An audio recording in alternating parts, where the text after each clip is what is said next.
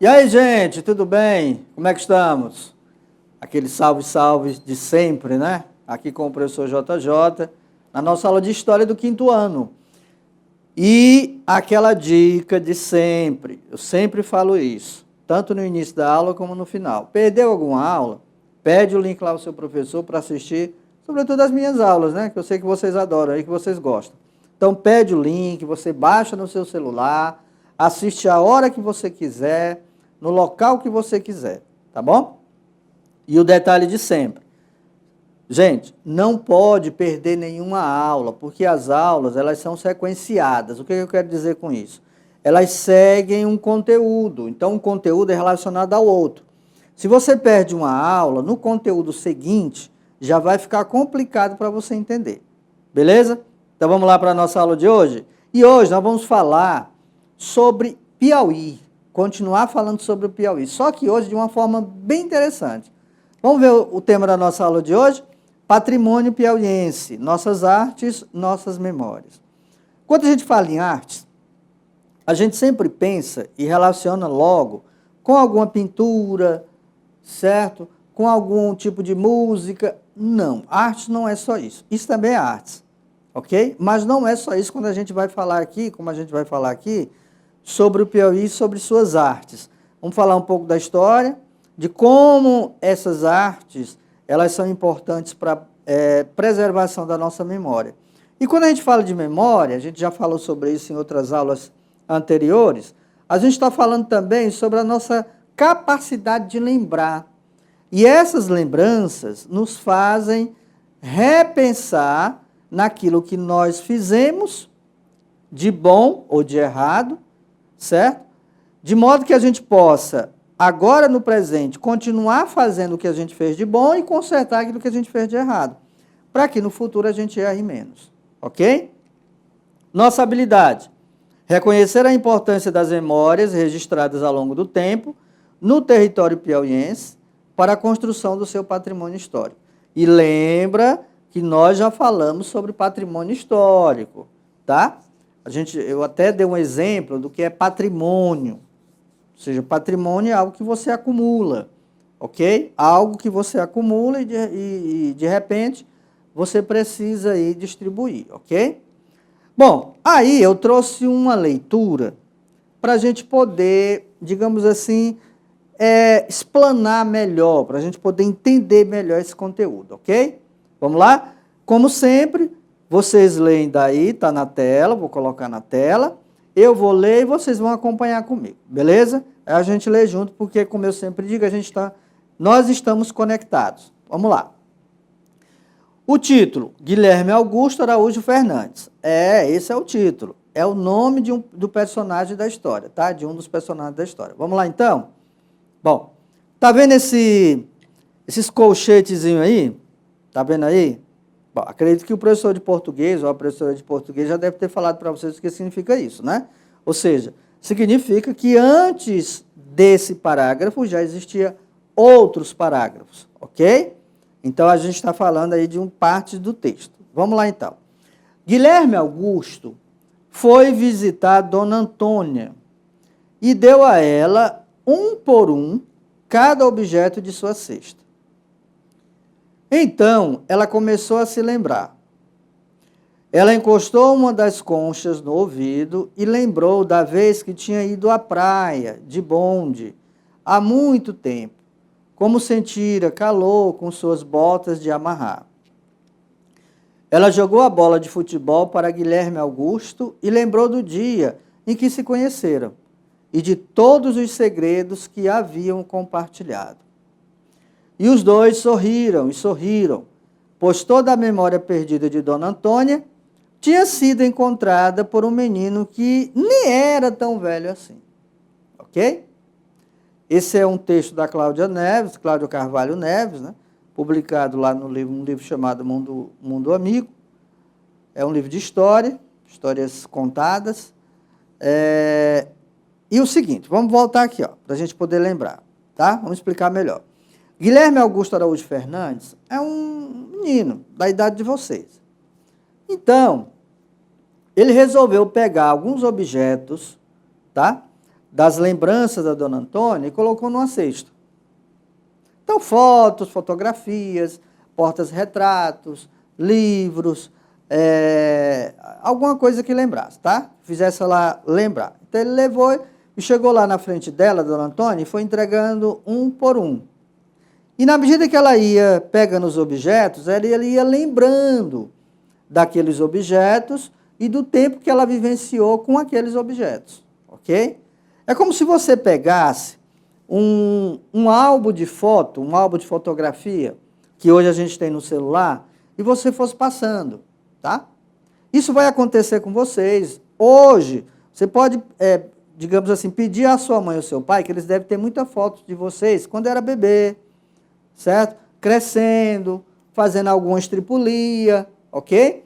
E aí, essas fotos daqui a 20, 30 anos, elas vão ser lembradas, ou seja, elas vão estar na nossa memória. Então, a gente, quando vê essa foto, a gente começa a lembrar, puxa vida, olha, eu lembro desse dia, foi quando o Caio derrubou lá aquele jarro de cima da mesa, foi quando ele bateu a cabeça na quina da mesa e até criou um galo, foi quando ele caiu ali, tá? Então, você vai lembrando, isso são memórias, ok? Vamos lá, então. Assim como lugares, pessoas são importantes para nós e ficam em nossa memória. Algumas construções também são importantes, pois representam a memória da sociedade. Claro, a gente lembra muito mais das pessoas do que dos objetos. Isso é fato, quando se trata de memória. Imagens e monumentos históricos brasileiros de diferentes regiões e textos sobre o momento histórico que essa imagem representa auxilia na percepção da memória. Então, olha só, vamos imaginar o seguinte. Você tem uma foto. Essa foto faz com que você relembre, você rememorize, que volte algumas lembranças do passado, ok? Então, isso é o que a gente chama de memória. Como produzimos memória? Tá? Memória tem a ver com aquilo que a gente retém aqui na nossa cabeça, as nossas lembranças, as nossas lembranças que foram mais pertinentes, ou seja, aquelas que ficaram fixadas aqui na nossa memória. Como nossas ações constroem as memórias para gerações futuras? Aí é onde está o X do nosso tema hoje. Olha só. Como nossas ações constroem as memórias para gerações futuras? Imagina o seguinte. Você tem no seu celular 30 fotos de quando você era bebê. Quando você era bebê, e aí foi crescendo, e sua mãe foi tirando fotos, acompanhando seu crescimento. De repente, tá? Por um equívoco qualquer, essas fotos no celular são perdidas. E não tem como recuperá-las. E aí? Você teria como lembrar? Sua mãe teria como lembrar? Claro que não. Talvez naquele momento que ela perdeu, ela lembrasse de algumas. Mas com o tempo, certo? Ela vai perdendo a capacidade de lembrar disso, porque ela não tem algo que possa fixar, que possa fazer com que ela se lembre. Entendeu? É como quando a gente chega, por exemplo, numa cidade, aí começa a morar naquela cidade. Então tem uma igrejinha do lado, tem uma quitanda do outro, tem uma pracinha com um pé de manga, um pé de jaca, um pé de pitomba, né? E etc. Tem os banquinhos da praça e tal. De repente, você viaja. Aí você passa, digamos, 5, 10 anos fora daquela cidadezinha. Quando você volta, o que acontece? Aí você vai olhar para os locais daquela cidadezinha e vai dizer, olha, eu lembro daquela igreja, mas não é mais assim. Olha aquela praça, aquele pé de pitomba, aquele pé de caju, não tem mais, agora construído foi bancos de cimento. Então você começa a lembrar porque você vendo, você olhou algo que fez lembrar aquilo. Ok? Então, os monumentos, os prédios, as fotos, tudo isso faz a gente lembrar de algo que aconteceu com a gente no passado. Isso é que a gente também pode chamar de memória. Bom, as memórias compõem a história, gente. É como a gente diz, a história é feita de memória. Ok? A história conta aquilo que aconteceu no passado a partir das memórias. Ok? Então vamos lá. Se você perceber aí, ó, aqui nós temos álbuns de fotos bem antigos. Olha só como era. Aqui, gente, olha, é interessante isso aqui. Isso aqui é o que a gente chama de lambe-lambe. Eu já até falei isso aqui numa aula de história. O que é o lambe-lambe? O lambe-lambe vai dar origem àquilo ali, ó. Ok? Aquilo ali. Por quê? O lambe-lambe era uma máquina fotográfica que existiu ainda na década de 70, até 80 a gente ainda via. Tinha muito ali na Praça Marechal Deodoro, o que a gente chama de Praça da Bandeira, em frente à Igreja Nossa Senhora do Amparo, bem no centro da cidade, ao lado ali da prefeitura, próximo ali do Rio Parnaíba. E o que acontecia? Para a pessoa, para o fotógrafo tirar a foto, ele tinha que meter a cabeça dentro de um saco e aqui ele acionava, certo? Um instrumento que fazia com que, como a gente falava na época, né, batesse a foto. Era assim. Por que ele tinha que fazer isso? Para não pegar a claridade. Era geralmente um pano preto, escuro, né? Porque evitar a claridade. E aí, a partir daí, ele pegava a foto, claro, em preto e branco, porque nessa época não tinha esse recurso que a gente tem hoje, e transformava naquilo, ó, que a gente chama de foquite, né? Aquele binóculozinho, que a gente chamava de monóculo, que aí a gente olhava aqui, ó, tipo aqui, e via a foto dentro. Ele pegava, colocava a foto dentro e a gente olhava, né, pelo buraquinho aqui. Isso, gente, é o que tinha na época. Claro que se eu falar, estou falando isso para vocês hoje, vocês devem estar dizendo, ih, mas isso é muito antigo. Não. Isso é da década de 70, 80, ok? Fazem pouco mais de 40 anos. Então, isso faz a gente lembrar. Por quê? Porque isso é o que a gente tinha na época. Hoje, é claro, a gente tem toda essa parafernália de tecnologia, celular, smartwatch, smartphone, né, que tira fotos. A gente pode melhorar as fotos através do Photoshop, etc, etc. Mas nessa época não tinha isso. Então, isso também é as memórias que formam a história. Bom, se você olhar para cá, vou mostrar para vocês 3 locais que são locais de memória, ok? São locais que ainda existem, mas foram transformados. Por quê? Porque no decorrer do tempo, as cidades vão se adaptando às necessidades das pessoas, né? Então elas vão se modernizando. Então aqui nós temos a cidade de Parnaíba, aqui é na Praça da Igreja Nossa Senhora das Graças, que é a matriz. A matriz fica ao fundo da igreja. Aqui tem a Praça Nossa Senhora das Graças, em 1941. Está em preto e branco, claro, porque nessa época a foto era em preto e branco. Tá? Ali é Campo Maior, que é a Avenida Getúlio Vargas, que é a avenida principal da cidade de Campo Maior. Ok? Olha só, claro que hoje não é mais assim, né? Ela foi urbanizada, aqui também essa praça não é mais assim. E aqui fica a Praça Pedro II, fica ali no centro da cidade. Aqui na frente tem o Teatro 4 de Setembro. Isso aqui não tem mais, ó. Foi tirado, tipo o obelisco aqui. Isso aqui é em 1952 e Campo Maior, 1941. Então isso aqui são documentos, são fotos que nos fazem lembrar. Os documentos e as lembranças de nossa história formam um patrimônio histórico e artístico nacional. Ok? Então essas fotos constituem as lembranças, as nossas memórias. Quando a gente olha, aposto que o seu avô, se ele morar em Campo Maior, em Parnaíba, ele vai dizer, olha, eu lembro disso aí, isso era assim mesmo, tal, tal, etc, etc. Tá? E aqui, ó, aqui é uma foto bem interessante. É o que é antes e o que vem depois, tá?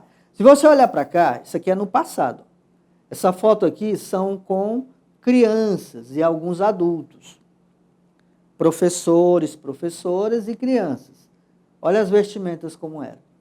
E aqui, gente, esse mesmo pessoal aqui fez essa foto atualmente. Certo? Como uma forma de lembrar. Então, aqui já são adultos, aqui eles eram crianças. Então, aqui é no passado e eles representaram a foto atualmente. Ok? Tentaram fazer, claro, porque se você olhar para cá, ó, aqui não é mais o mesmo, né? Aqui era uma escola que já não é mais. Este representa a maior riqueza de um povo, ou seja, os documentos. pois nele está contida sua memória, sua cultura, seu modo de pensar e de agir. Abrange o patrimônio material e imaterial. Por exemplo, aqui você tem um patrimônio material porque você está vendo foto, tá? Bom, para refletir, vamos lá. Agora acompanha comigo.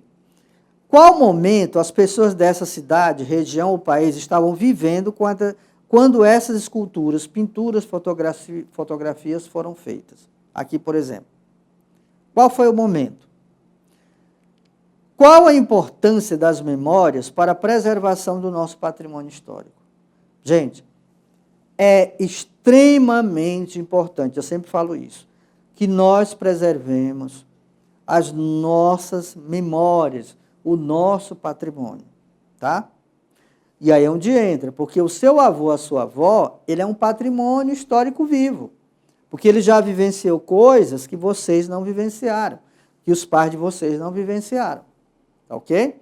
Então, eles se tornam um patrimônio, eles têm muita história para contar. Eu, pessoalmente, adoro conversar com meus avós, né? Claro, minha avó já morreu, minha avó também, parte de pai e de mãe, já morreu, mas eu gosto muito de conversar com as pessoas mais idosas, porque a gente aprende muito, eles têm muita história para contar, que às vezes a gente pensa até que são histórias inventadas, mas não são.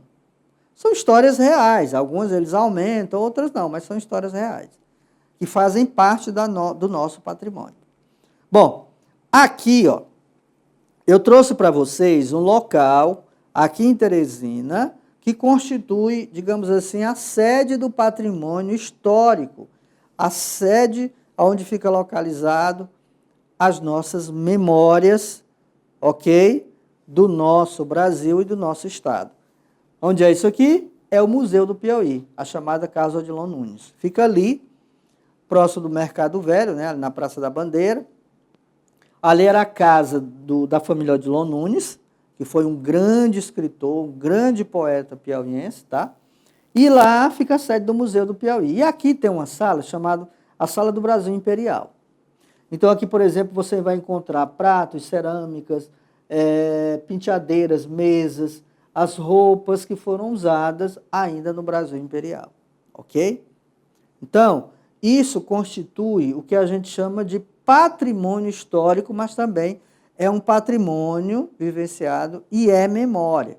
Porque na hora que você olha, você imagina, mas era assim? Tá? Eu já levei meus alunos, né, de algumas turmas ao museu, e é muito interessante. Agora, claro, a gente não pode, porque está em tempo de pandemia, mas vai passar. E quando passar, eu recomendo que vocês peçam aos professores de vocês para fazer uma visita no museu. Vai ser bem legal, bem interessante. E ali você tem a fachada do museu, né, que é a Casa Odilon Nunes, ali onde eu já disse, que fica ali no centro da cidade, ali ao lado do Mercado Velho. Bom, aqui, gente, eu trouxe algumas imagens, certo? Para representar as memórias do nosso Estado. Memórias e patrimônio, né? Memórias e patrimônio histórico, ok? Memórias e patrimônio histórico piauiense que devem ser preservados. Por exemplo, aqui nós temos o Porto das Barcas de Floriano, do Rio Parnaíba, ok? Aqui nós temos as pinturas rupestres da Serra da Capivara. Aqui nós temos as cerâmicas na Serra da Capivara, que é muito conhecida. Lá na frente nós temos as nossas comidas típicas. Ali você tem uma galinhada. Gente, pelo amor de Deus, quando eu vejo um negócio desse, me deu até fome agora. Cruz credo. Então, ali você tem a galinhada. Mas nós temos aqui, ó, a feijoada, o sarapatel, a buchada, né? A panelada, que vocês devem estar dizendo, cara, mas nós fazemos isso bem feito. Temos a cajuína, que alguns dizem por aí, né, que é de outro estado, mas não é. A cajuína, originalmente, ela é piauiense, ok? E hoje ela já é exportada até para a Europa e até para os Estados Unidos. E temos as nossas tradições, como, por exemplo, nós temos os vaqueiros de União, que é muito tradicional. Eu já falei aqui para vocês que nos festejos de agosto de São Sebastião, de São Raimundo Nonato, desculpa, né, a padroeira de União é Nossa Senhora dos Remédios. mas lá se festeja mesmo, é o padroeiro, que é São Raimundo, que é em agosto. E lá, durante os festejos de São Raimundo, tem a Noite dos Vaqueiros, que é a noite mais movimentada que tem. Já é tradição, já faz anos e anos que acontece isso. E os vaqueiros é um patrimônio histórico nosso. Assim como a quadrilha, assim como o maracatu, o nosso maracatu, assim como o nosso Bumba Meu Boi, ok? Então, são várias tradições que a gente tem. Assim como as nossas lendas, né? Como Cabeça de Cuia. Então, isso tudo faz parte do nosso patrimônio e também das nossas memórias. Bom, aqui eu trouxe para mostrar para vocês, agora eu vou mostrar alguns, a cerâmica que eu falei, né? A cerâmica da Serra da Capivara. A cerâmica popular do Piauí preserva o caráter tradicional de utilidades domésticas e reflete as necessidades e motivações do nosso meio. A arte do barro indica uma das mais ricas e transcendentes manifestações da cultura material piauiense. Aqui em Teresina, nós temos ali o Polo Cerâmico do Puti Velho, que se constitui num patrimônio histórico. Por quê? Porque lá, os ceramistas que confeccionam, né, que produzem as cerâmicas, eles vivem daquilo, mas também se trata de um patrimônio que deve ser preservado. Falando nisso, deixa eu lembrar para vocês, né? Vocês sabiam que a água do filtro, aquele filtro de barro, é a água mais pura que tem? Pra você ter uma ideia, os europeus estão exportando esses filtros para lá, porque é o único filtro que filtra realmente 100% a água. E é feito de barro, de cerâmica. Ok? Essa história também é utilidade pública. Então, gente, essa cerâmica, esse polo cerâmico aqui de Teresina, como também da Serra da Capivara, como a gente tem aqui, ó, os símbolos da Serra da Capivara, que são as pinturas rupestres, eles constituem patrimônio histórico da humanidade e nosso. E tem que ser preservado. E como é que você preserva? Bom, primeiro, valorizando a arte. Tá? E segundo, fazendo com que esses ceramistas repassem o seu ofício para seus filhos, os seus filhos repassem para os seus filhos e assim sucessivamente, como vem acontecendo. Ok? Então é o seguinte, eu trouxe para vocês algumas informações sobre a Serra da Capivara, mas não só sobre a Serra da Capivara, como uma forma da gente entender o patrimônio histórico que a gente tem, o grande patrimônio histórico que a gente tem aqui no Piauí, chamado Parque Nacional Serra da Capivara, onde fica o Museu do Homem Americano, e lá onde até agora se comprovou a existência dos primeiros vestígios do homem americano aqui em terras da América, ok? Então você está vendo aqui, ó, são, digamos assim, parte de um esqueleto que é pesquisado, ele foi encontrado, preservado, porque isso constitui-se uma memória e um patrimônio. Você pode estar dizendo assim, professor, mas isso aí? É isso aí. Isso aí representa a história, e para os arqueólogos que pesquisam isso é um grande achado, tá? A maior quantidade de sítios arqueológicos das Américas, os vestígios mais antigos da presença do homem no continente americano, e uma das maiores concentrações de sítios pré-históricos do mundo por quilômetro quadrado estão no Piauí, ou seja, lá na Serra da Capivara. Lá a gente encontra mais de 5.000 sítios arqueológicos. E aí eu vou explicar novamente. Quando eu falo sítio, não é aquele sítio onde tem muita manga, caju, não. Sítio é onde tem vários vestígios, pinturas deixadas ali por pessoas, né, tribos que existiram há milhares de anos atrás. Bom, aí você tem uma pintura rupestre. Isso aqui é que eu chamo de sítio arqueológico, certo? Aqui você pode até dizer, professor, mas esses são rabiscos. Não, não são rabiscos. Isso aqui são pinturas que representam a nossa história. Serra da Capivara é o nome do lugar e ela revela ainda que o primeiro homem da América tenha vivido nessa parte do Nordeste do Brasil, ok? Bom, aqui nós temos um outro patrimônio histórico que é Oeiras. Você sabe que Oeiras foi a nossa primeira capital. Então, o conjunto urbano de Oeiras, tombado, que é isso aqui, ó. O conjunto urbano de Oeiras, tombado pelo IPHAN em 2012, eu já expliquei o que é IPHAN, viu? Que é o Instituto do Patrimônio Histórico Nacional. apresenta elementos de várias correntes arquitetônicas, luso-brasileira, né, ou seja, de Portugal, arquitetura do imigrante e eclética, que pela sua escala e volumetria configura um conjunto harmonioso e de grande quantidade. Ou seja, isso aqui é o que a gente chama de conjunto urbano de Oeiras, que é formado por várias casas, várias edificações, e que isso aqui está tombado, não pode ser alterado. Por exemplo, se alguém que mora numa casa dessas quiser tirar uma parede, não pode. Ele só pode mudar se ele pedir autorização, o IPHAN, ok? E se o IPHAN der autorização, é aí que ele pode fazer isso. Porque se ele fizer isso, sem autorização do IPHAN, ele está cometendo um crime, que pode dar até cadeia.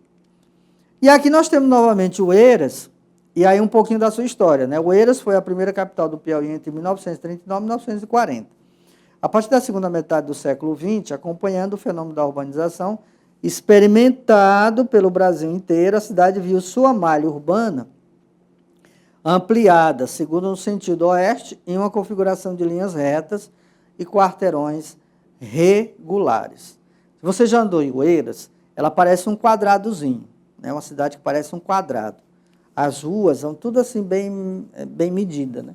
Claro que já mudou, algumas vezes já mudou, já se adaptou, já modernizou. Mas você ainda encontra ainda, ali próximo da igreja, algumas ruas que são bem coloniais, assim, bem ainda da época do período colonial. Bom, os documentos pessoais, os objetos e as fotografias são importantes fontes de informações sobre a vida de uma pessoa. E por meio deles é possível escrever a sua história. Que tal escrevermos a sua história por meio de fotografias? Houve muitos acontecimentos interessantes na sua vida e de sua família desde que você nasceu. Lembra que eu falei no início?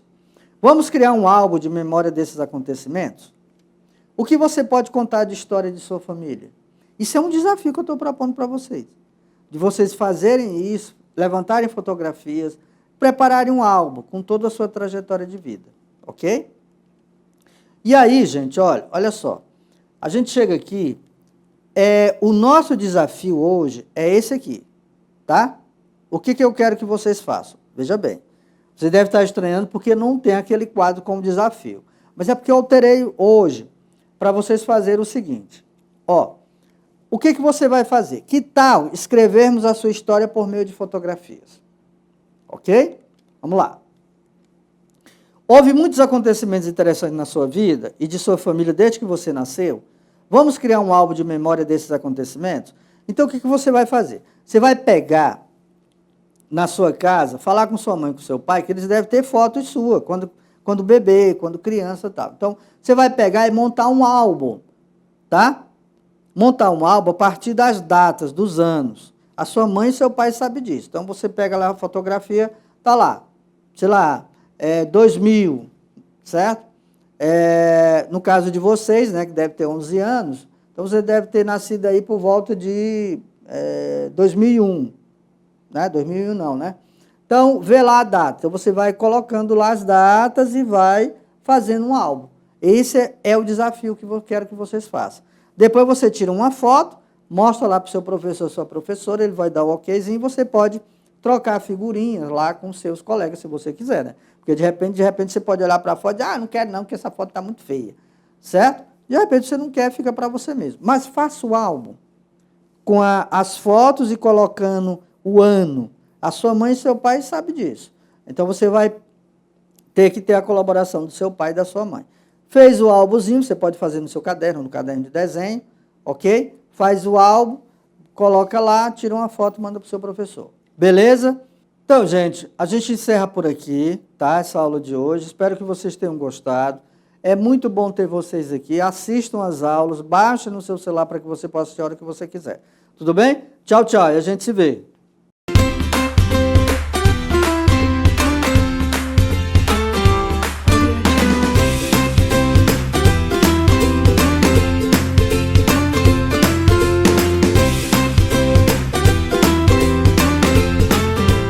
Bom dia, meus amores, bom dia! Como é que vocês estão hoje, nessa terça-feira tão bonita?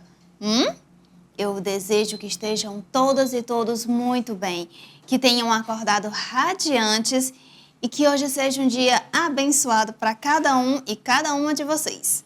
Meus amores, hoje é o dia 26 de janeiro, terça-feira. Nós vamos continuar a trabalhar sobre fábula. Ontem vocês assistiram uma aula sobre fábula, não foi? Hoje nós vamos assistir de novo. Mas antes de falar do nosso gênero, vamos ter o nosso texto de fluência. Lembram? Terça-feira é o dia de enviar o áudio da leitura, exatamente. Mas antes de enviar o áudio da leitura do texto de fluência para sua professora, você vai treinar junto comigo, ok? Essa semana estamos trabalhando o texto O Nada e o Coisa Nenhuma. Vocês já leram esse texto ontem. É um texto muito engraçado, não é? Onde é que eles estavam com a cabeça quando fizeram esse texto? É muita coisa. Enfim, nós vamos fazer a leitura do texto, vamos treinar juntos. Eu vou ler aqui e você vai ler junto comigo aí na sua casa, ok? Leia com atenção, porque mais tarde você vai ter que gravar um áudio da sua leitura bem caprichada para enviar para sua professora. Ela está ansiosa para ouvir a sua leitura do texto, ok? Vamos treinar? Estão prontas? Estão prontos? Vamos lá. O nada e o coisa nenhuma. O nada e o coisa nenhuma saíram a parte alguma. Dentro de um embornal, o nada pôs coisa alguma. E no embrulho de jornal, coisa nenhuma levou nada. Quando chegaram à estrada que leva a parte alguma, o nada disse a coisa nenhuma: esse passeio vai dar em nada. E ao tomarem a trilha, encontraram-se com ninguém, que vinha de mãos vazias, sem dívidas e sem vintém. Por favor, como é o seu nome? Pergunta-lhe coisa nenhuma. Sou de nome nenhum, ninguém ou qualquer um. Entendi nada, ninguém. Adeus e passar bem. De volta a lugar nenhum, o coisa nenhuma e o nada repartiram um menos um e correram às gargalhadas, virando sombra de sombra, virando poeira de estrada. Que texto engraçado, não é mesmo? Mas ele é ótimo para a gente treinar aqueles sonzinhos nasais, lembram? Exatamente. Olhem só o que foi que aconteceu. Vamos voltar um pouquinho. Vamos voltar. O nada e o coisa nenhuma resolveram viajar. Eles foram a parte alguma. Olha que viagem, eles foram a parte alguma. Dentro de um embornal, o nada colocou coisa alguma. E dentro de um embrulho de jornal, o coisa nenhuma colocou nada. E eles partiram para a viagem. Essa foi a viagem que eles fizeram. Estavam indo a parte alguma. O nada e o coisa nenhuma. No meio da estrada, que estava indo para parte alguma, eles encontraram ninguém. Eles não sabiam qual era o nome do ninguém. Nem o nada e nem o coisa nenhuma. Não sabiam como era o nome do ninguém. Então foram perguntar. E o que foi que o ninguém respondeu? Sou de nome nenhum, ninguém ou qualquer um. Que resposta é essa? Mas essa foi a resposta. O nada e o coisa nenhuma entenderam nada. Bolhufas! E então seguiram viagem. Ao chegarem em parte alguma, correram as gargalhadas, virando sombra de sombra, virando poeira de estrada. Que coisa, não é? Enfim, quando estiverem lendo, tentem não sorrir muito, tá bom? Porque esse texto é muito engraçado, mas a leitura é séria, hein? Tão séria que eu fiz, inclusive, umas questõezinhas sobre esse texto. Olha só a primeira questão. Quem foi que participou desse texto? O nada e o coisa nenhuma. Quem foi que participou? O nada participou? Coisa nenhuma participou? Ninguém participou? Ou será que todos os anteriores participaram? Será que nada participou? Coisa nenhuma? E ninguém? Afinal de contas, se nada participou, se coisa nenhuma participou, se ninguém participou, quem participou? Exatamente, todos os anteriores. Nesse caso, observem uma coisa muito importante. Dentro do texto, o nada, coisa nenhuma e ninguém aparecem com letra maiúscula. Perceberam? Eles aparecem com letra maiúscula por quê? Sabem dizer? Já sabem, não é? Porque nesse contexto, nada, coisa nenhuma e ninguém estão sendo utilizados como substantivos próprios. Eles estão indicando os personagens do texto. Então, para simbolizar que é o nome do personagem, é utilizado com letra maiúscula, ok? Não foi erro do autor, não. Foi proposital, porque é o nome de cada um dos participantes dessa história, desse texto. Ui, já respondi. Não, vocês vão fingir que vocês não viram, tá bom? A segunda questãozinha. Ao utilizar termos como nada, coisa nenhuma, ninguém, parte alguma e lugar nenhum, o que o autor pretende? Ele está utilizando essas expressões que nós utilizamos para representar nada, representar lugar algum, representar coisa alguma. Mas ele utiliza com alguma outra intenção. Que intenção será que ele está utilizando? Com que intenção será que ele está utilizando esses termos no texto? Será que é para esclarecer o sentido das palavras? Ou será que ele está tentando tornar o texto enfadonho com a repetição?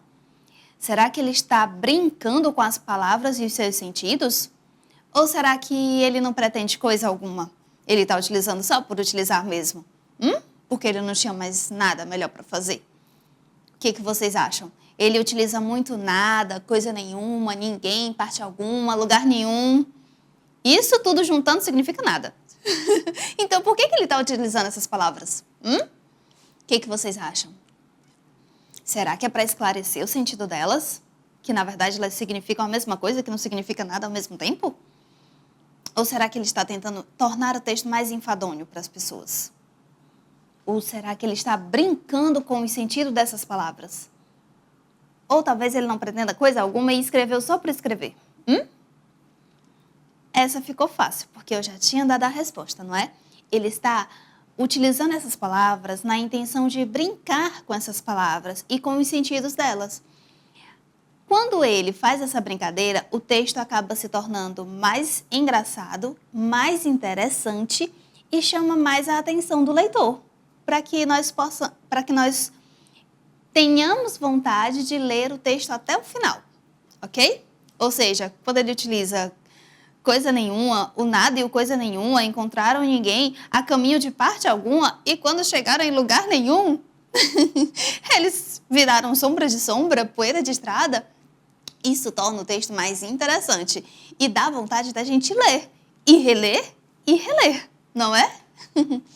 Enfim, nós hoje vamos trabalhar fábula. Não é? É o gênero que foi trabalhado ontem, é o gênero que vai ser trabalhado hoje e ao longo da semana toda. Mas não é só fábula. Tem uma habilidade em cima dessa fábula, tem uma habilidade que nós vamos trabalhar a partir do gênero fábula. E a habilidade dessa primeira aula é a seguinte: identificar em narrativas lidas tempo, cenário, personagens e suas características físicas e psicológicas, enredo. E dentro do enredo tem o conflito gerador, o clímax, a resolução. Além disso, narrador e a sua perspectiva ou opinião sobre os acontecimentos e personagens. Então, a nossa habilidade hoje, ela se resume na narrativa e os seus elementos. Lembram? Toda narrativa tem os seus elementos constituintes. A narrativa precisa necessariamente de um narrador que vai contar a história. E esse narrador pode estar em primeira pessoa ou terceira pessoa.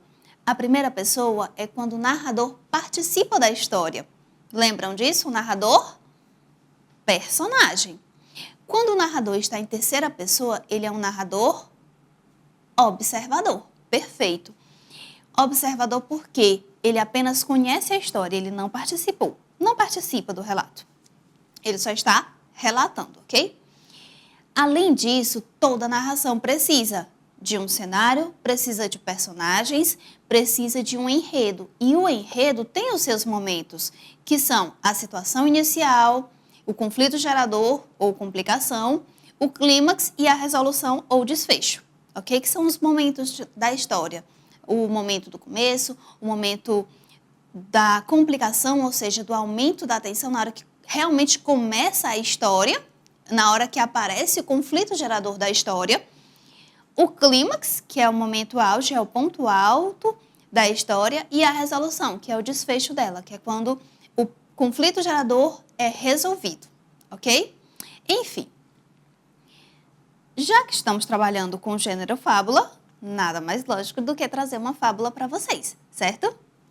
Então, a fábula que eu trouxe hoje, eu retirei do seguinte site, Cultura Genial, de uma matéria chamada 25 Fábulas Pequenas com Moral e Interpretação.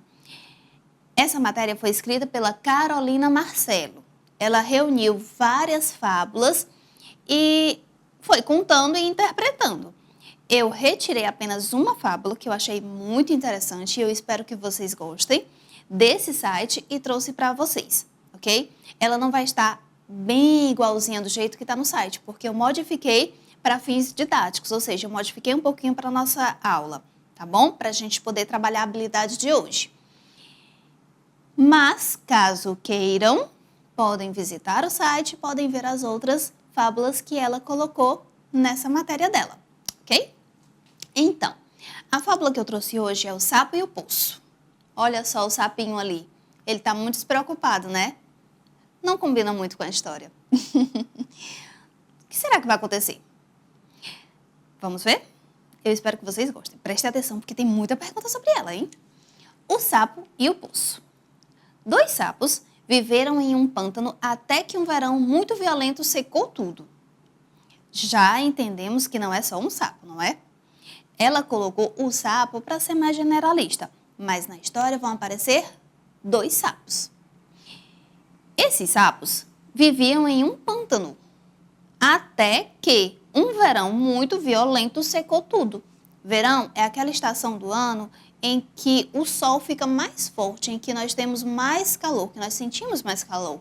Okay? Tem menos chuvas, o ar fica mais seco, é o tempo da nossa secura, né? Foi um verão tão violento que secou o pântano. E esses sapos, o que será que eles fizeram? Será que eles continuaram no pântano? Pensem aí, eles viviam num pântano, os 2, veio o verão e secou tudo. Será que eles vão continuar lá? Ou será que eles vão embora? E esse poço? Será que esse poço está no pântano? O que vocês acham? Vamos ver? Vamos lá. Eles, então, foram obrigados a buscar um novo lugar para morar. Depois de alguns dias procurando, encontraram um velho poço bastante profundo. Olhando para baixo, um deles disse: este parece ser um lugar agradável. Vamos saltar e nos instalar nele. Que ideia maravilhosa, não é? Eles tiveram que sair do pântano, que era o lugar onde eles moravam desde sempre, e foram procurando até que, depois de alguns dias, encontraram um poço bem profundo. Devia ter água lá, né? Que eles, na hora que olharam para baixo, um deles já quis logo se instalar lá, quis logo morar lá. Será que eles vão morar lá? Será que a história, será que o desfecho vai ser os 2 morando nesse poço? Ele teve uma ideia excelente. Este parece ser um lugar agradável. Para 2 sapos, claro, né? Vamos saltar e nos instalar nele. Ele já ficou feliz da vida, já está resolvido. Mas será que é assim que a história termina? Será que eles vão morar nesse poço? O que vocês acham? Imagine aí, você é um sapo, você teve que sair da sua casa, que era um pântano maravilhoso, cheio de água, cheio de lama, com Vitórias Régias, enfim. E você teve que sair porque o verão secou tudo. Você procurou, passou vários dias procurando e encontrou um poço. E aí, esse poço é bem profundo. Você e seu amigo olharam para baixo, tinha água lá embaixo. O que vocês acham? Vocês iam ficar nesse poço? Sim? Não? Vamos ver como eles resolveram isso? Mas seu amigo respondeu, não tão rápido assim. E se o poço secar? Como iremos sair daí? Uma boa pergunta, não é? O amigo dele pensou logo, nossa, o pântano, onde nós vivemos tanto tempo, secou por causa de um verão muito violento. Veio o verão e secou tudo. E eles foram obrigados a sair. E aquele poço, super profundo, com água, sim, mas era muito profundo. E se viesse outro verão mais violento e eles tivessem que sair? Vocês pensaram nisso? Eu realmente não tinha pensado. Depois disso, eles pensaram, né? Não sei se entraram, não sei se não entraram. Enfim, a moral dessa história é a seguinte: observe todos os lados de uma situação antes de tomar uma decisão. Mudar de casa era uma necessidade para os dois sapos. Porém, morar naquele poço era uma decisão muito séria. Um poço profundo que, naquele momento, tinha água. Mas e se chegasse a secar? Ele era muito profundo, como é que eles iam pular? Como é que eles iam sair de lá? É uma decisão realmente muito difícil, não é verdade? Porque imagine você, um sapinho pequeno, num poço bem profundo, sem ter como pular para fora. Ele iria acabar morrendo, não é? Se o poço secasse. Pois é. Isso é uma moral, isso é um ensinamento que a gente tem que levar para toda a vida. Quando for tomar uma decisão, nós temos que olhar todos os ângulos, temos que ver todas as possibilidades. Mudar de casa ou mudar de cabelo, qualquer decisão que você vai tomar. Não dá para olhar só de um ângulo. Temos que analisar todos os ângulos da mesma situação. Por exemplo, se vai mudar de cabelo, tem que ver se vai ficar bonito, tem que ver se o seu cabelo vai combinar com o corte, tem que ver se a mão da pessoa que vai cortar é boa, se ele vai crescer ou se ele não vai crescer, qual é o tipo de shampoo que você vai ter que usar, não é? Se você vai pintar, tem que ver qual é o tratamento que tem que fazer para ele não ficar ruim, não é verdade? Lembrem-se sempre disso. Observe todos os lados de uma situação antes de tomar uma decisão. Enfim, bora trabalhar nossa habilidade de hoje? Bora? Chega de história? Vamos trabalhar nossa habilidade. Vamos trabalhar essa habilidade a partir de algumas questões, ok? As questões falam sobre o texto, focando aqueles elementos da narrativa que a gente viu antes, né? O narrador, o cenário, os momentos do enredo, né? O conflito gerador, o clímax, o desfecho, ok? Fiquem atentos. Primeira questãozinha. Qual das alternativas apresenta o cenário correto da narrativa? Lembrem-se, o cenário é o lugar onde a narrativa acontece, é o ambiente onde a história acontece. Em qual desses ambientes a história do sapo e o poço aconteceu? Foi no pântano? Foi no poço? Foi na lagoa? Ou foi no pântano e no poço? Lembrem-se um pouquinho. No começo da história, os sapos moravam em um determinado ambiente. Esse ambiente sofreu uma transformação, uma modificação por causa do verão. Então, eles tiveram que ir para outro ambiente. Lembraram? Lembraram em quais ambientes, quais cenários dessa história? Muito bem. Essa história aconteceu no pântano e no poço. Ele começou no pântano, que é onde os sapos moravam. Esse pântano foi totalmente seco por causa do verão e então passou para o poço, que foi onde aconteceu aquele diálogo. Um dos sapos queria se instalar logo e o outro sapo não. Foi prudente, pensou, e se o poço secar? Como vamos sair dali? Muito bem. Vamos para a nossa segunda questão. Em relação aos personagens, que característica seria a mais adequada para descrever o sapo que queria se instalar no poço? Tínhamos 2 sapos. O primeiro sapo, na hora que viu o poço, achou um lugar muito agradável e queria logo se instalar lá dentro.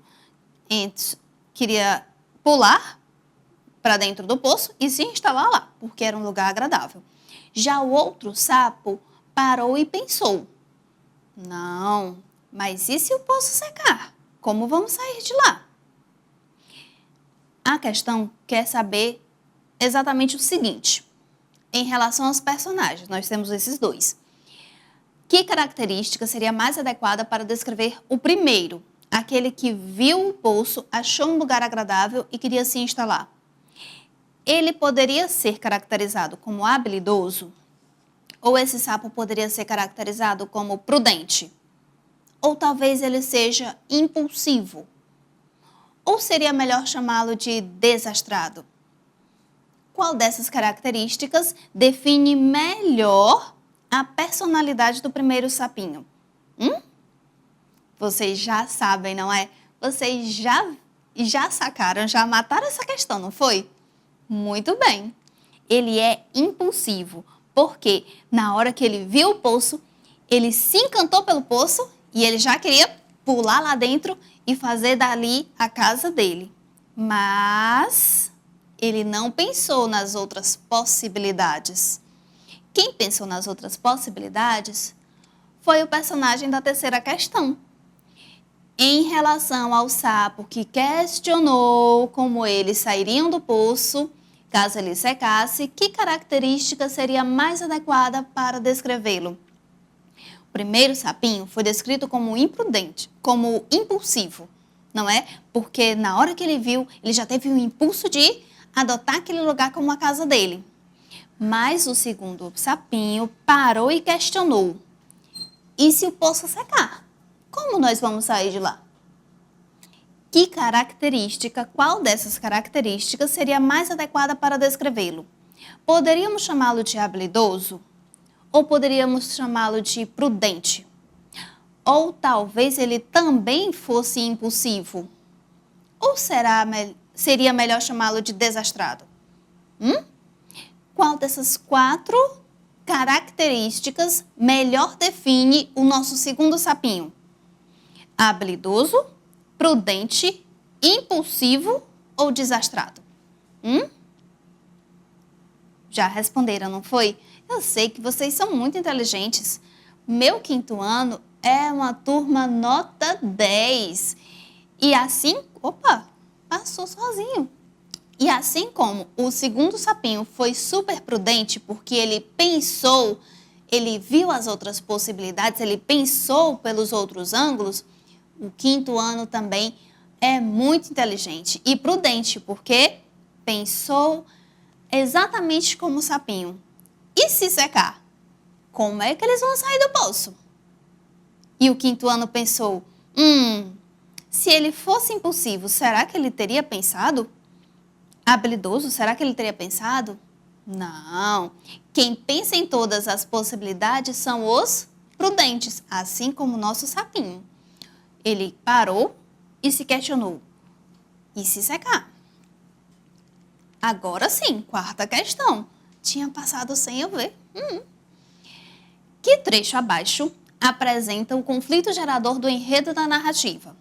Tá, vamos lá. A narrativa, ela é uma história, certo? Que é contada por um narrador. O narrador começa apresentando a história, que é definida pela situação inicial, ok? O enredo, né? O enredo começa com a situação inicial, que é a apresentação da história, a apresentação dos personagens, do cenário, enfim. Logo depois disso, vem o conflito gerador, que é a complicação. É quando a história realmente começa, ok? E é justamente essa parte que a pergunta que vocês encontrem. Naquela fábula do sapo e do poço, qual desses trechos nos apresenta o conflito gerador da história, da narrativa? Será que é quando os dois sapos viveram em um pântano? Esse é o trecho que nos mostra o conflito gerador?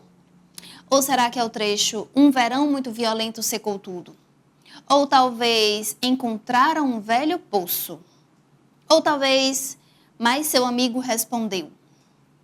Qual desses trechos nos mostra o conflito gerador, ou seja, o momento em que apareceu a complicação da história, em que realmente começou a história? Qual deles? Muito bem! Quando veio um verão muito violento que secou tudo. Isso gerou toda a história, que eles tiveram que sair do lugar em que eles viviam para procurar um outro lugar e acabaram encontrando o poço. E quanto ao narrador? Toda narrativa tem um narrador, não é isso? Nessa fábula, nessa narrativa, em que perspectiva ele se apresenta? Em que perspectiva o narrador se apresenta? Ele está em primeira pessoa, pois é um narrador personagem? Ou ele está em primeira pessoa, pois é um narrador observador? Ou talvez ele esteja em terceira pessoa, pois é um narrador personagem? Ou será que ele está em terceira pessoa, pois é um narrador observador? Lembra no começo que eu falei? Toda narrativa tem um narrador. E o narrador pode estar em primeira pessoa ou terceira pessoa. Uma dessas pessoas participa da história, é personagem. E outra dessas pessoas não participa da história, ela apenas conta, é observador. Na nossa fábula, como é que o narrador está se apresentando? Já sabem, não é? Eu sei que vocês sabem, vocês são muito inteligentes. Nosso narrador é narrador observador. Ele está em terceira pessoa. Pessoal, lembrem-se sempre disso. O narrador em primeira pessoa é o narrador personagem, aquele que participa da história, é o eu dentro da história. Já o narrador em terceira pessoa é o narrador observador. Ele não participa da história, ele conhece a história e está contando para que você também conheça, ok? Então, narrador primeira pessoa é o narrador personagem. Narrador terceira pessoa é o narrador observador. Ok? Perfeito, pessoal. Então, chegamos à nossa última questão. Chegamos ao final dessa nossa primeira aula. Falamos sobre fábula e sobre os elementos da narrativa. Toda narrativa tem que ter cenário, que é onde acontece a história. Tem que ter os personagens, que são aqueles que participam da história. Tem que ter um enredo, que são os momentos da história. E tem que ter um narrador, que é quem conta a história. Toda narrativa tem esses elementos. E nós temos que nos atentar, prestar atenção a como esses elementos se apresentam. Do mesmo jeito que quando vamos produzir um texto, temos que observar se a nossa narrativa, se o nosso texto narrativo está apresentando, se ele tem esses elementos. Lembrando, cenário, lugar em que acontece, personagem, os que participam da história, o enredo, que são os momentos da história. Toda história tem começo, meio e fim. O começo é a situação inicial, o meio é o conflito gerador e o clímax. E o final é a resolução ou desfecho, ok? São os momentos da narrativa. E toda narrativa tem que ter um narrador, que é quem conta a história, ok? Tenho certeza que vocês vão se lembrar. Vão se lembrar e para sempre vocês vão fazer narrativas maravilhosas, ok? Meus amores, essa foi a nossa aula sobre fábula, onde nós trabalhamos os elementos da narrativa. Foi um prazer estar com vocês, foi maravilhoso ter vocês aqui. Daqui eu posso sentir o calorzinho de vocês. Fiquem aí, bebam água, mas voltem para cá para assistir a próxima aula, tudo bem? E mais uma coisa, participem da aula da escola, participem da interação, mandem as atividades e lembrem-se de mandar o áudio da leitura do texto de fluência, ok? Eu sou a professora Aila, de Língua Portuguesa do 5º ano. Até mais tarde, pessoal.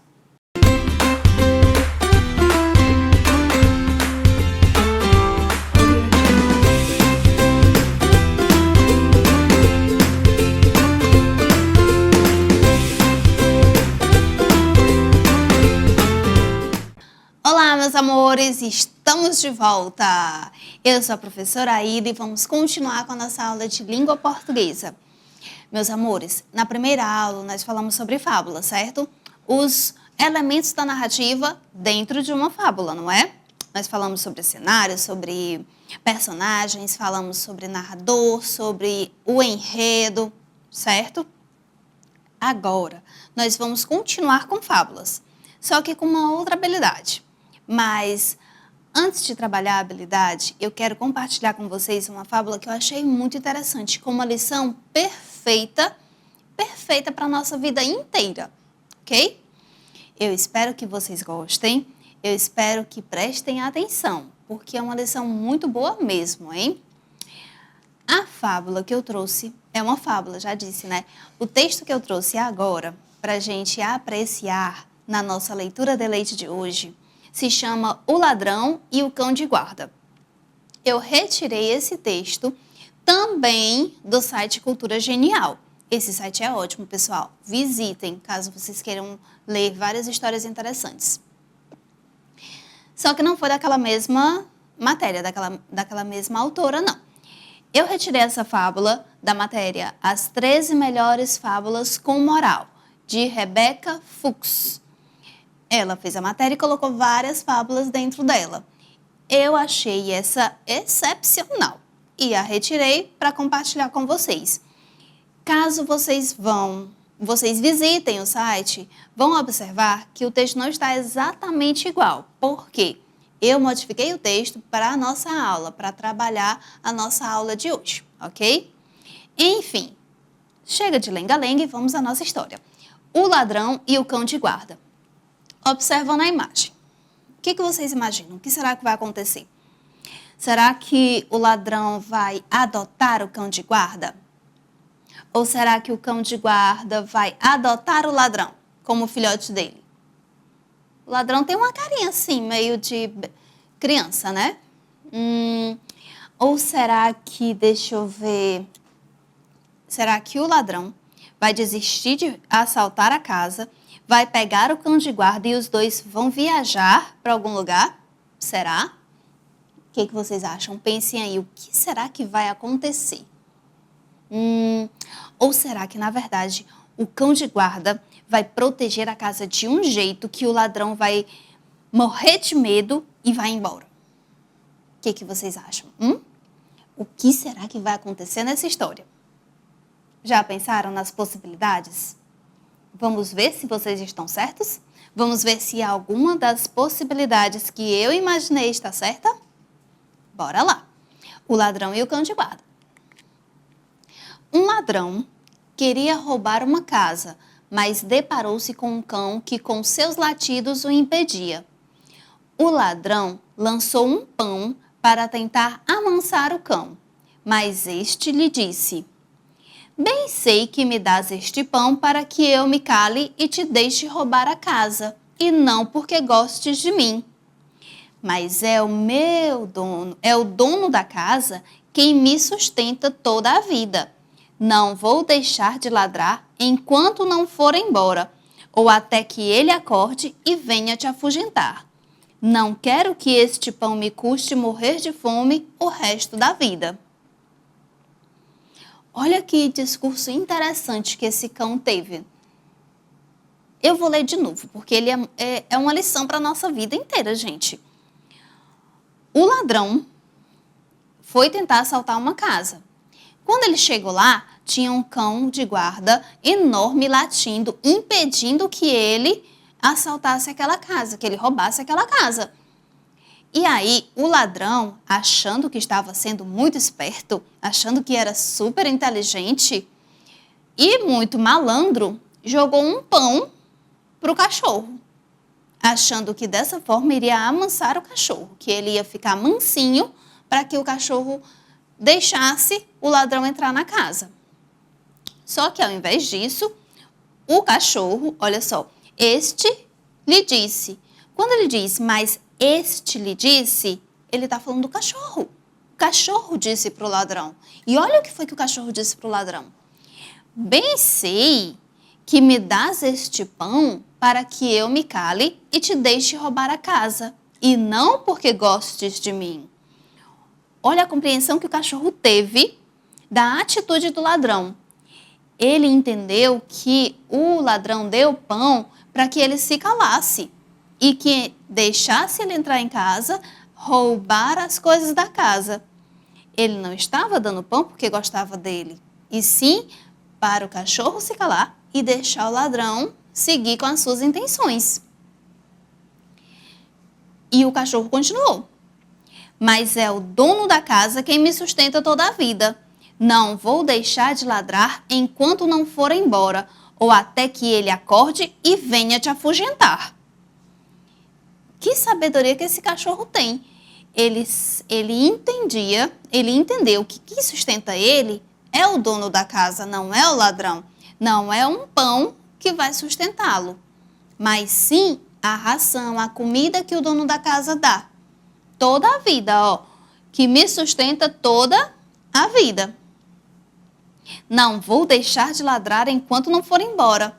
Ou seja, o cão iria latir, latir e latir, ia continuar latindo até que o ladrão fosse embora. Ou então, até que o dono da casa acordasse e afugentasse aquele malfeitor. E o cachorro ainda completou: não quero que este pão me custe morrer de fome o resto da vida. Um pão que seria um agrado naquele momento poderia custar o resto da vida dele todinho de comida. Porque se, digamos, o cachorro aceitasse o pão e o ladrão entrasse na casa e roubasse a casa, o dono da casa ficaria tão irado, tão raivoso, tão furioso e com razão, que poderia até botar o cachorro para fora de casa. Olha a compreensão que o cachorro teve, que se aceitasse aquele pedaço de pão e se deixasse o ladrão entrar, o dono da casa perceberia que o cachorro não estava fazendo a sua função, não estava cumprindo a sua função, e assim o cachorro poderia perder a casa dele e a comida dele pro resto da vida. Isso é uma lição que nós devemos ter, sabia? Nós devemos tomar para a nossa vida. Às vezes, nós temos pequenos presentes, recebemos pequenos presentes de algumas pessoas que podem custar presentes o resto da vida. Por exemplo, é uma coisa muito triste, mas acontece.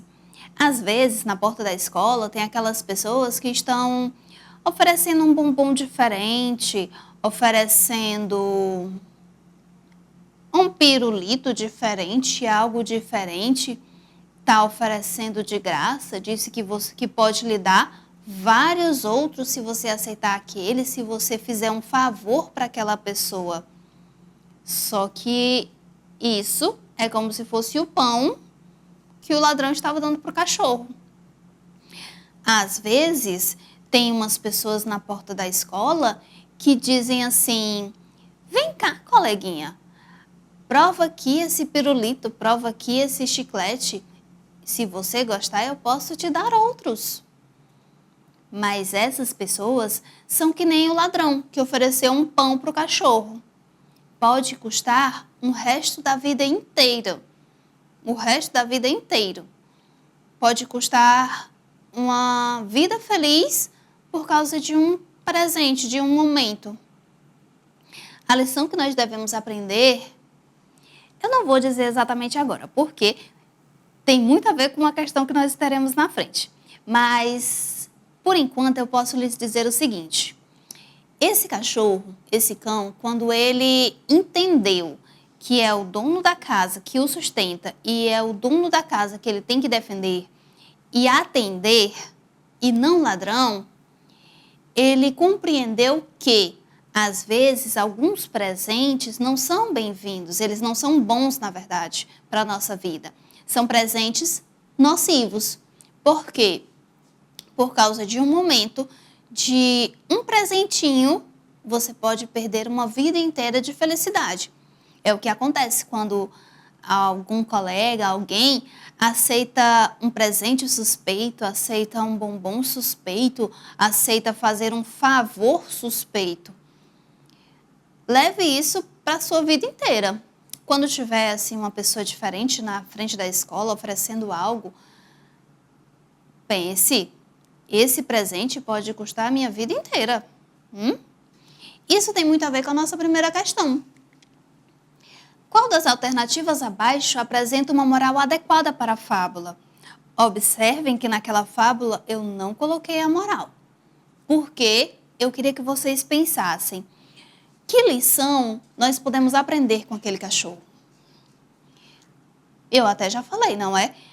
Alguns presentes, eles são mais nocivos do que bons.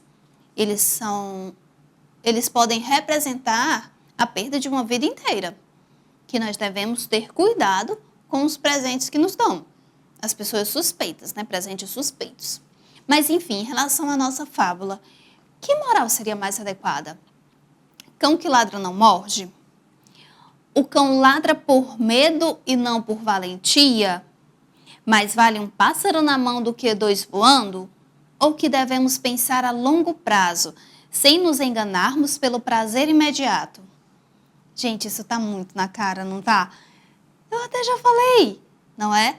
Às vezes, alguns momentos de alegria, alguns momentos de prazer, um presente meio suspeito, inesperado, que traz uma alegria momentânea enorme, pode representar a perda de uma vida inteira.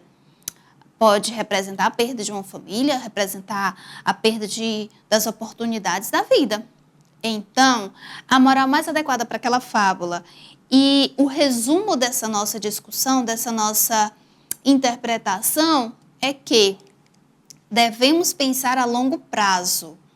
Assim como o cachorro pensou no resto da vida dele de comida, nós também devemos pensar, sem nos enganarmos pelo prazer imediato. Às vezes, um prazer naquele momento pode representar uma vida inteira de infelicidade, ok? Vamos em frente. Vocês sabem, já me conhecem, nenhum texto é só para ler, sempre tem questões. Já encontramos a fábula, foi a nossa primeira questão. Vamos para a nossa segunda. Ao jogar um pão para o cão e tentar enganá-lo, o ladrão demonstra que característica? Qual característica define o ladrão quando ele jogou um pão para aquele cachorro? Será que ele tinha esperteza? Ele tinha sabedoria? Ele tinha amizade, esperteza ou inteligência? Que característica define a personalidade desse personagem, desse ladrão? Ele jogou o pão achando que ia enganar o cachorro. Qual dessas características define a personalidade do ladrão com essa atitude? Logicamente, esperteza. Ele achou que estava sendo muito esperto, tentando enganar o cachorro. Só que o cachorro não aceitou. Por quê? Ele tem uma outra característica.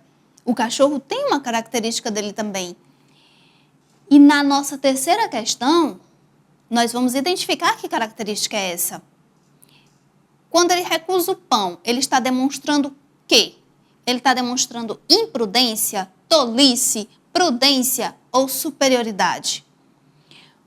O ladrão demonstrou esperteza quando ele tentou enganar o cachorro. E o cachorro, quando recusou o pão do ladrão, demonstrou o quê? Demonstrou imprudência, prudência, tolice ou superioridade.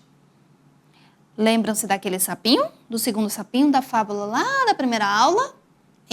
Então, o cachorro foi igual a ele. Ele demonstrou prudência. Ou seja, ele pensou a longo prazo, ele pensou em todas as possibilidades daquela situação. Se aceitasse o pão, poderia perder a confiança do dono da casa e poderia perder, inclusive, a sua casa. Não é? Então, ele foi prudente e recusou o pão, porque ele sabia que recusando o pão, iria garantir o seu lugar na casa do dono da casa. Ok?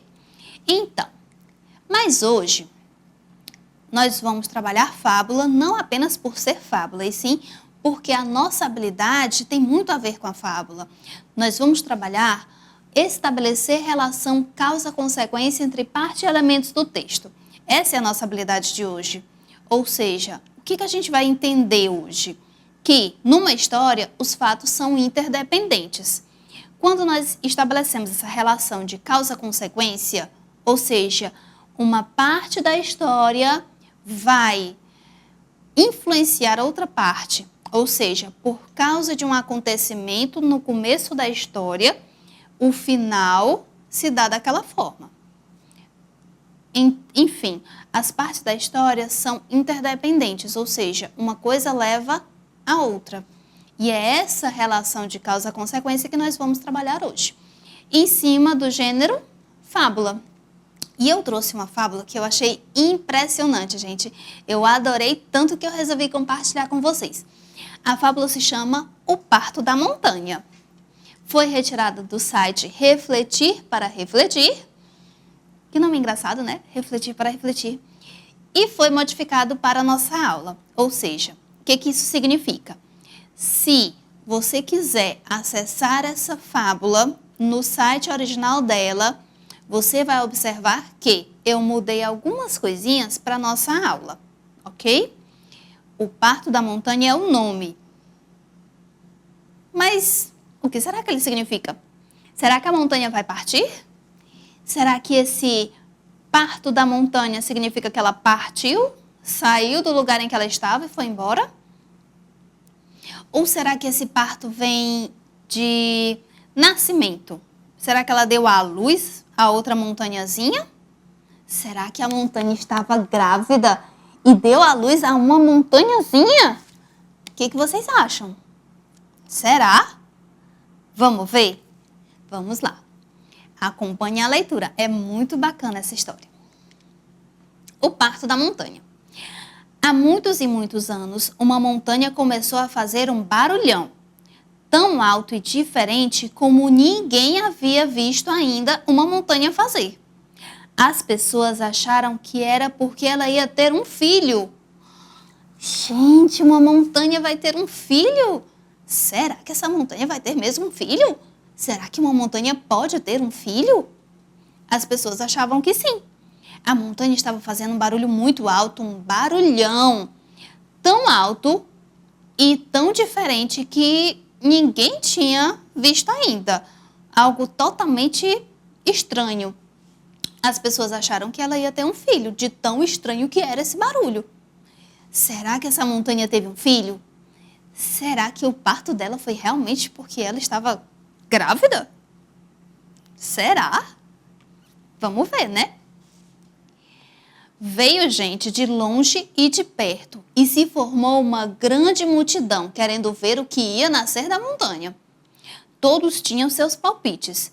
Os dias foram passando, as semanas foram passando e, no fim, os meses foram passando. E o barulho da montanha aumentava cada vez mais. Gente, que suspense! Veio gente de perto e veio gente de longe. Todo mundo querendo saber que barulho era aquele e o que ia acontecer com a montanha. A montanha fazia barulhos cada vez mais altos. Aumentava cada vez mais e ficava cada vez mais diferente. E ninguém sabia o que era. Todo mundo tinha seu palpite, mas ninguém tinha certeza de nada. Passaram-se dias, semanas, meses e o barulho só aumentava. Será que ela realmente está grávida e vai ter um filho? Será que vai nascer um morrinho da montanha? Ou uma colina da montanha, será? Ou será que vai nascer uma árvore? O que será que vai nascer dessa montanha, hein? O que será que vai sair de lá, gente? Será que, na verdade, ela é um vulcão que vai explodir? Vamos ver? Vamos ver. Os palpites ficaram cada vez mais malucos. Alguns diziam que o mundo ia acabar. Um belo dia, o barulho ficou fortíssimo. A montanha tremeu toda e depois rachou num rugido de arrepiar os cabelos. As pessoas nem respiravam de medo. De repente, do meio do pó e do barulho apareceu... O que será que vai aparecer? Será que é lava quente? Será que ela rachou no meio? Será que vai aparecer um raio? Será que vai aparecer um deus nórdico? Será que vai aparecer... Não sei, gente. O que será que vai aparecer? O que vocês acham? Eita, que suspense, não é? As pessoas tem gente achando que o mundo vai acabar. Será que o mundo acabou mesmo? Será que a história acabou aqui? Será que de repente a história acabou porque o mundo acabou? O que será que apareceu, gente? O que foi que apareceu? Já conseguiram pensar? Vamos ver? Apareceu um rato! Um rato! Um rato! Apareceu um rato da montanha! Gente, só um ratinho! Olha só um ratinho fofinho que apareceu! A moral é que nem sempre as promessas magníficas dão resultados impressionantes. Ou seja, as pessoas estavam pensando em algo grandioso. As pessoas estavam esperando algo inimaginável. E só apareceu um ratinho, gente. Muito engraçado, não é? Então, nem sempre as promessas magníficas das pessoas, as promessas estonteantes, vão dar resultados tão estonteantes assim, não é? Enfim, vamos trabalhar nossa habilidade de hoje. Por que exatamente se formou uma grande multidão ao redor da montanha? Por que tantas pessoas foram ver o que ia acontecer com aquela montanha? Era porque as pessoas queriam ouvir melhor a montanha, o barulho da montanha? Ou porque as pessoas queriam tirar fotos com a montanha? Ou porque as pessoas queriam ver o que ia nascer da montanha? Ou a multidão se formou porque as pessoas queriam admirar a montanha? Gente, por que se formou aquela grande multidão ao redor dela?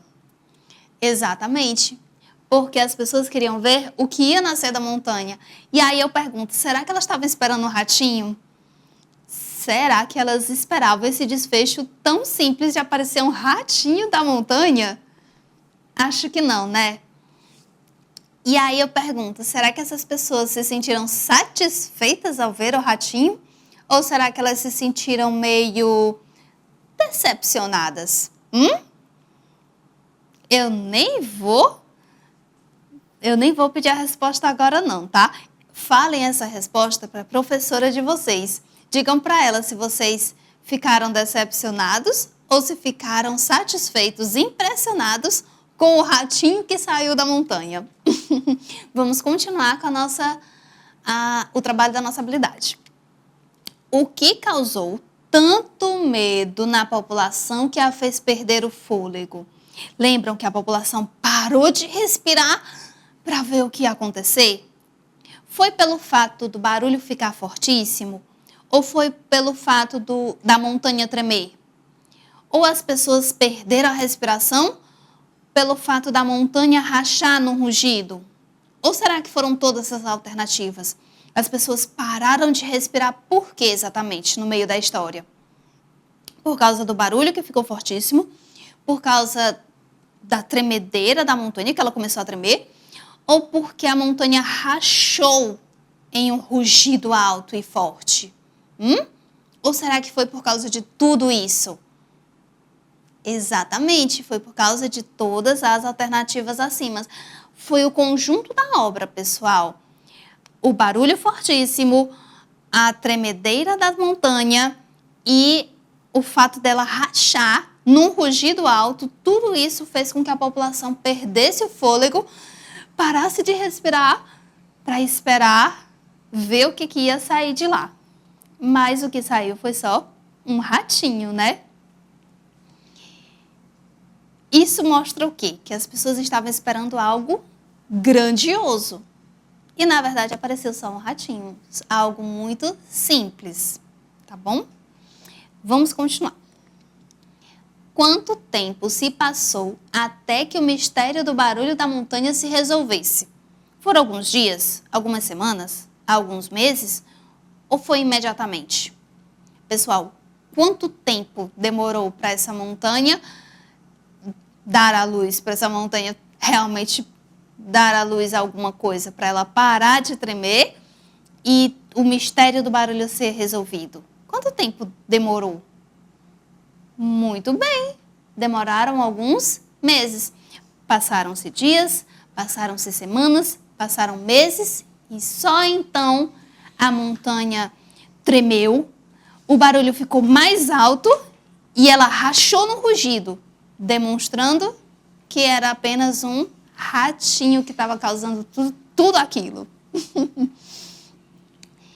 E a nossa quarta questão. Considerando a moral.